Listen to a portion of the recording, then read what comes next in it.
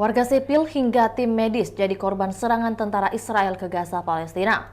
Salah satunya dokter lulusan 2 kampus Indonesia juga masuk dalam daftar panjang tenaga medis yang tewas di medan konflik. Dialah Dr.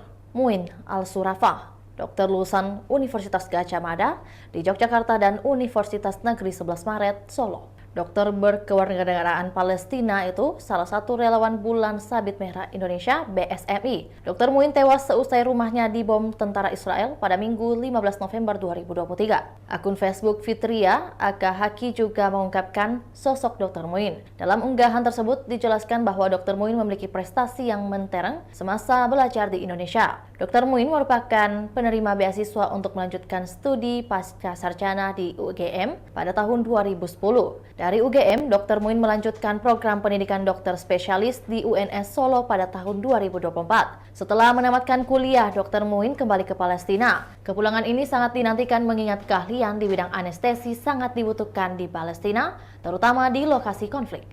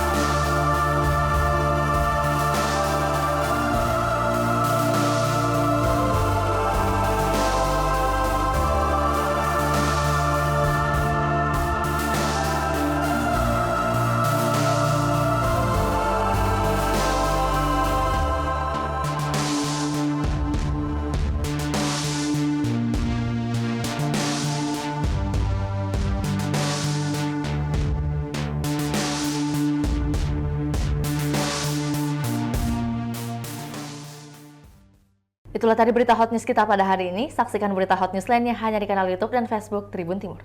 Download Tribun X sekarang, menghadirkan lokal menjadi Indonesia.